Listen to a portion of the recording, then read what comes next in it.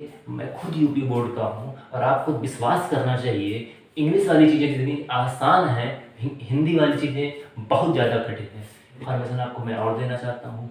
हो सकता है 7:30 बजे आपको जो है आपका केमिस्ट्री का लेक्चर कल ना मिल पाए, क्योंकि क्योंकि चल रहा है थोड़ा बहुत नेट का इशू और लाइट भी हम लोग के यहाँ नहीं आ रही है। इस वजह से आपका केमिस्ट्री का लेक्चर पोस्टपोन होके मैं 5 बजे अपलोड कर दूंगा। आप लोग बिल्कुल चिंता मत करिएगा। तो आप लोग पहले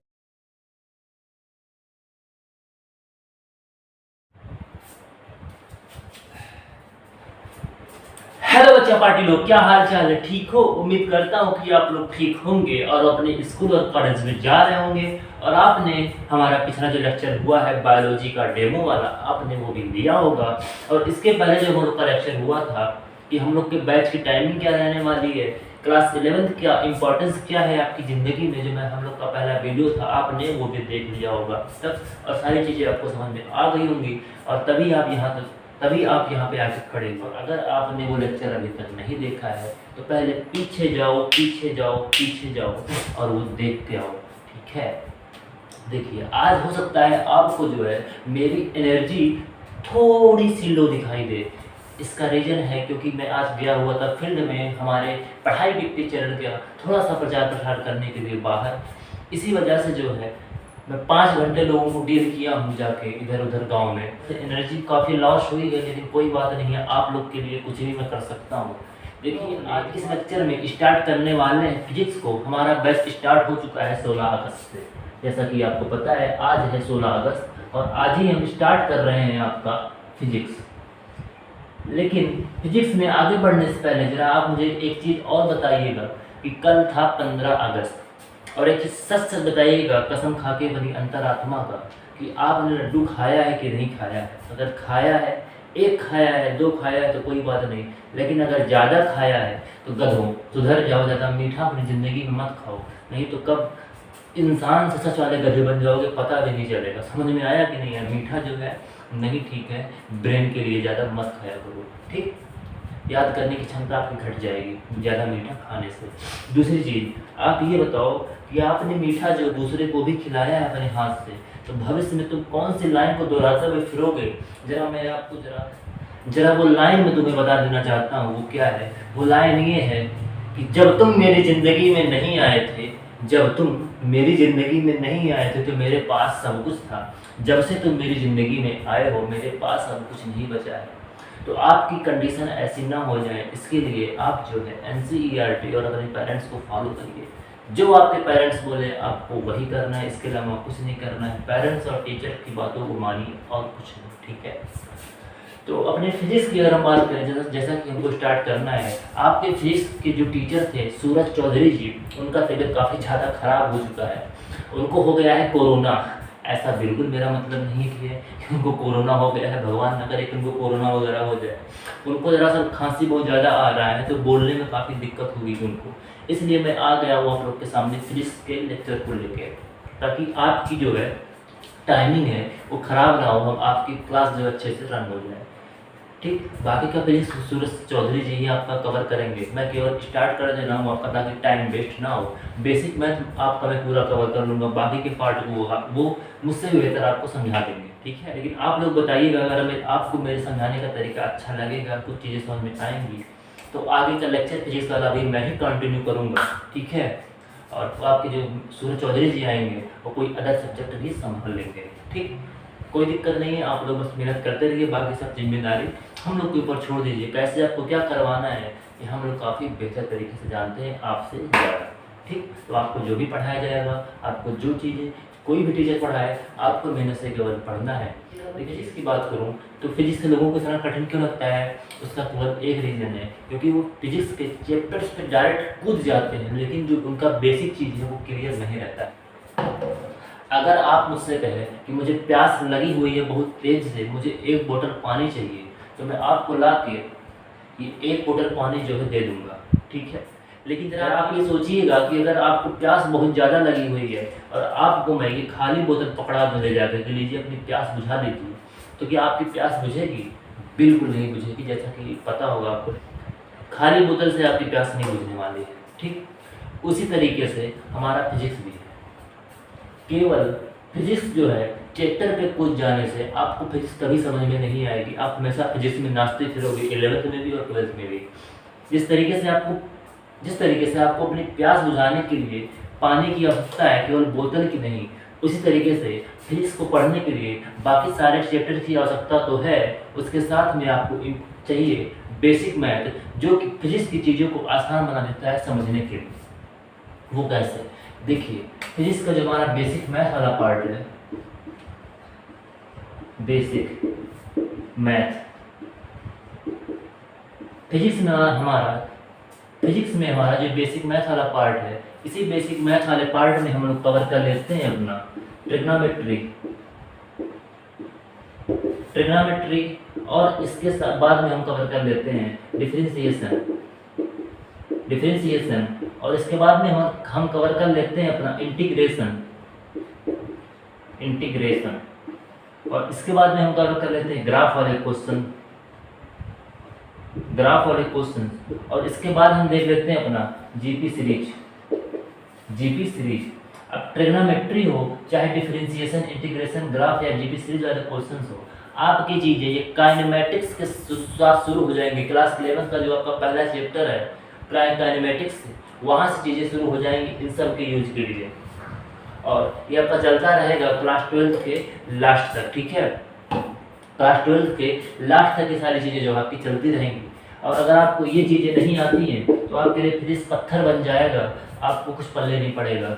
लेकिन अगर आपको ये चीज़ें आती हैं तो फिजिक्स कब आपके लिए फूल बन जाएगा, आपको पता भी नहीं चलेगा। हर एक गधों, वो वाला फूल नहीं जो तुम लोग हो, वो फूल की बात मैं कर रहा हूँ यहाँ पे, जो महकता है काफ़ी अच्छे से, उस फूल की मैं बात कर रहा हूँ।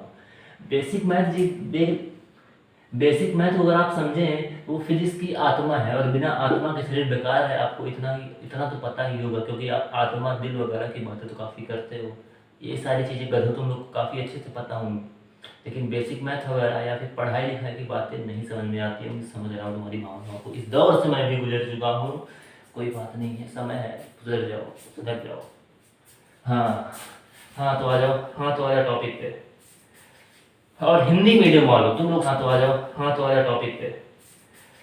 और हिंदी मीडियम वालों, आप लोग से मैं एक बात कहना चाहूँगा, हो सकता है आपको कुछ दिक्कत हो तो आप टेलीग्राम पे सीधे आके डाउट पूछेंगे, और मैं आपको एक सजेशन भी दूंगा कि आप जो है इंग्लिश वाली एनसीईआरटी बायोलॉजी की और केमिस्ट्री की खरीद लीजिए। अगर मुझे लगता है फिजिक्स की भी ज़रूरत है, जब मैं आपको बताऊँगा तो वो भी आप खरीद लीजिएगा। इसका केवल एक रीज़न है, अगर आप केवल 12th के लिए यहाँ पे पढ़ने आए हो तब तो कोई बात नहीं, आप आराम से पास हो जाओगे।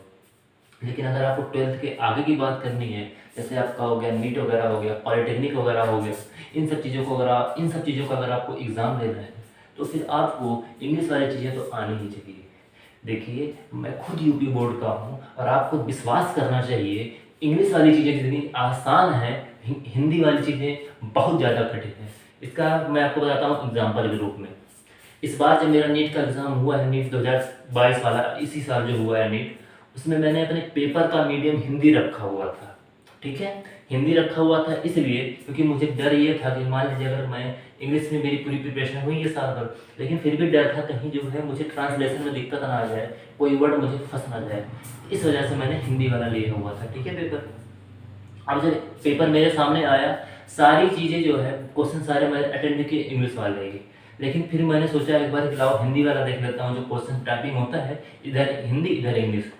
मैंने हिंदी वाला सेम क्वेश्चन पढ़ा, भाई साहब आप विश्वास नहीं करोगे, इतना कठिन टाइपिंग हिंदी वाला कि दिमाग मेरा चकरा गया वहाँ पे देख के। सारे पेपर सारे इंग्लिश में ही आपके बनते हैं और वो हिंदी में जाकर ट्रांसलेट होते हैं।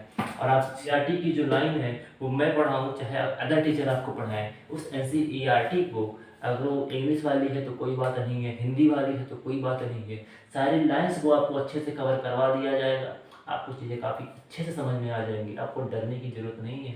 ये सारी बात मैं हिंदी वालों के लिए इसलिए बोल रहा हूँ, समझ जाइए, कोई डरने की ज़रूरत नहीं है। इंग्लिश वाली बहुत आसान है। अगर आपको अपनी ज़िंदगी में LKG से स्टार्ट कर रहा हूँ मैं, और 12th की मैं बात कर रहा हूँ, 11th की बात कर रहा हूँ, अगर ये जीरो बनाना सीख रहे थे, यहाँ से अगर मैं बात करूँ और आपकी क्लास 11th की बात करूँ, अगर आपको केवल इंग्लिश का ई भी पता है तो आपके लिए चीज़ें काफ़ी आसान हो जाएंगी। इंग्लिश मीडियम वाले भी या फिर CBSE पैटर्न का जो किताब आता है इंग्लिश में वो भी आसान हो जाएगा, केवल आपको इंग्लिश का ई पता होना चाहिए, बस।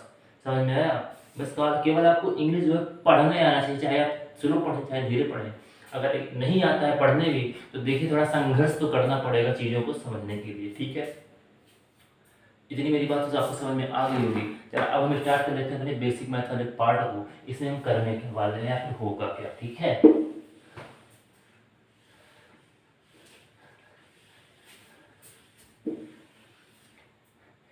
देखिए आज हम लोग का पहला क्लास था तो मुझे ये इसको जो है छोटा करना था ताकि आप जो है समझ जाओ कि आपको करना क्या है आखिर में फिजिक्स में। और फिजिक्स में आपको एक चीज़ और करना है, जब तक आपके टीचर चाहे मैं पढ़ाऊँ भविष्य में, चाहे आपके जो सूरज सर हैं वो पढ़ाएं, आपको जब तक वो कहेंगे नहीं कि इनको लिखना है, जब तक टीचर नहीं कहेंगे आपको नोट नहीं करना है, केवल उनकी बात को ध्यान से सुनना है। जब वो कहेंगे कि हाँ बेटा अब नोट कर लो तभी नोट करना है। हम लोग आपको पूरी तरीके से ऑनलाइन में भी ऑफलाइन की फीलिंग दिलाने की कोशिश करेंगे। अगर आप पीसीबी से हो और नीट वगैरह का एग्ज़ाम देना चाहते हो तो फिर आपको फिजिक्स केमिस्ट्री बायोलॉजी इन तीनों क्लास को अटेंड करना चाहिए था। और नीट वगैरह एग्ज़ाम देना चाहते हो तो मैं आपसे एक बार फिर से कहूँगा कि आपको जो है जो हमारी पीसीबी की फिजिक्स केमिस्ट्री बायोलॉजी की क्लास चलने वाली है आपको उन तीनों को अटेंड करना है। एक इम्पॉर्टेंट इन्फॉर्मेशन आपको मैं और देना चाहता हूँ, हो सकता है 7:30 बजे आपको जो है आपका केमिस्ट्री का लेक्चर कल ना मिल पाए, क्योंकि चल रहा है थोड़ा बहुत नेट का इशू और लाइट भी हम लोग के यहाँ नहीं आ रही है। इस वजह से आपका केमिस्ट्री का लेक्चर पोस्टपोन होके मैं 5 बजे अपलोड कर दूंगा। आप लोग बिल्कुल चिंता मत करिएगा, आराम से लीजिएगा, चीज़ों को देखिएगा कि कैसे क्या करना है। और अगर एक चीज़ आपको अगर नहीं पता है कि लेक्चर्स को ऑनलाइन कैसे लेना है, नोट्स को कैसे बनाना है, तो हमने अपने बातें बिकती चैनल पे सारी चीज़ों को कवर कर लिया है कि आखिर नोट्स कैसे बनाने हैं या वगैरह वगैरह कुछ चीज़ें जो होती हैं, लेक्चर्स को देखना कैसे है, इन सारी चीज़ों को मैंने उस पर कवर कर दिया है। और गधो एक बात ये बताओ, इधर उधर कहाँ देख रहे हो, इधर आओ, इधर इधर इधर ऊपर देखो, ऊपर ऊपर कहाँ, आसमान में नहीं देखना है, अपने फ़ोन में ऊपर पे देखो, स्क्रीन पे ऐसे कुछ आई बटन सा दिख रहा होगा, उसी पे आपको दिख रहा है कि लेक्चर्स में नोट्स कैसे बनाने हैं। हमारे फिजिक्स में कैलकुलेशन को आसान बनाने के लिए हर एक चैप्टर्स में एक चीज़ अपनाया जाता है, वो चीज़ है आपका अप्रॉक्सीमेशन का। ये अप्रॉक्सीमेशन क्या है जरा एक बार मैं आपको समझा देना चाहता हूँ। अप्रॉक्सीमेशन देखिए, जैसे आपके पास कोई ये डिजिट दिया हुआ है 499, ठीक है। अब आपको इसको कैलकुलेट करना है, आप बोर्ड लेवल पे हो तो आप जो है अपना बेसिक चीज़ लगाओगे और उसको सॉल्व करोगे, क्योंकि आपके बोर्ड में जो है डिजिट को ही मैच करवाते हैं और आपका आंसर मारते हैं, ठीक है। आंसर चेक करके आपके बोर्ड में डिजिट को ही चेक करते हैं और आपको नंबर देते हैं, कैलकुलेशन को उतना ध्यान नहीं देते हैं। अब इसका मतलब ये नहीं है गधों तुम लोग जो है बीच में कैलकुलेशन कुछ भी कर दो और डिजिट याद करके घर से ही चले जाओ, हो सकता है फंस जाए तो मजा आ जाएगा, अरे फेल हो जाओगे। मैं आपको एक एग्जांपल दे रहा हूँ कि आपके डिजिट जो है इसमें मायने रखते हैं बोर्ड वगैरह में। लेकिन आप अगर नीट वगैरह की तैयारी कर रहे हो तो आपको जो क्वेश्चन में दिया हुआ है उस तरीके से अगर आपने सॉल्व करने की कोशिश की तो आपके साथ एग्जामिनर जो है इतना भयंकर खेलेगा कि आप पागल हो जाओगे। कैसे मैं बताता हूँ, आपको अपना आंसर लाना है, उसमें ऑप्शन दिए रहते हैं। आपके बोर्ड में भी स्टार्टिंग में क्वेश्चन आते हैं ऑप्शन वाले, ठीक है। अगर आपको कोई फार्मूला रख के इस तरीके का कुछ बन रहा है वो कैसे सॉल्व करना है आपको यहाँ से क्लियर हो जाएगा, ठीक है। ऑप्शन वाले क्वेश्चन की मैं बात कर रहा हूँ यहाँ पे। 1023 हुआ है, अप्रॉक्सीमेशन का मतलब होता है कि कुछ डिजिट जो है ऊपर बढ़ाओ और कुछ डिजिट नीचे भी बढ़ाओ, ठीक है। 1023 हो गया, इसको आप लिख सकते हैं 1025 कैलकुलेशन को आसान बनाने के लिए केवल, और 499 को लिख सकते हैं 500। ये चीज़ आप हर जगह कर सकते हैं जहाँ भी कैलकुलेशन आपको मिलेगा, बशर्ते इतना है कि वो ऑप्शन वाला होना चाहिए, ठीक। अब इसको जब आप कट्टम पुट्टा खेलोगे तो आपका आंसर आएगा 2.05, और जब इसको आप कट्टम पुट्टा खेलोगे इसका आंसर आएगा 2.06। ये देखिए आंसर जो है कितना पास आ रहा है। ऐसे में अगर आप इसको लेकिन कैलकुलेट करोगे तो आपका प्राण निकल जाएंगे इसको सॉल्व करते करते, लेकिन इसमें आपके प्राण नहीं निकलेंगे, आपकी थोड़ी भी एनर्जी भी नहीं खर्च होगी प्राण के नाम पे, ठीक है। तो ये आपका चीज़ जो है कैलकुलेशन आसान हो जाएगा अप्रॉक्सीमेशन के द्वारा। इसका भी यूज हम लोग बहुत ज़्यादा करेंगे अपने फिजिक्स में। उम्मीद करता हूँ कि आपको ये चीज़ें समझ में आ रही होंगी। अब बेसिक मैथ का हम एक अगला पार्ट भी देख लेते हैं लगे हाथ। वो अगला पार्ट है आपका एंगल वाला, ठीक है। एंगल का पार्ट आपका आ जाता है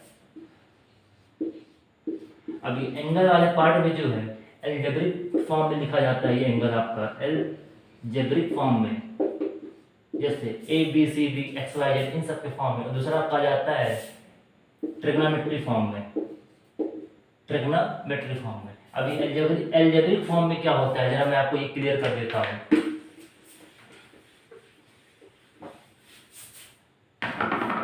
जैसे एलजेब्रिक फॉर्म में क्या होता है कि मान लीजिए आपका ये सर्कुलर है, ये आपका रेडियस हो गया, ठीक है, ये आपका एंगल बन गया यहाँ पे, ये आपका एंगल बन गया यहाँ पे, ठीक है, ये कोई पॉइंट ए हो गया।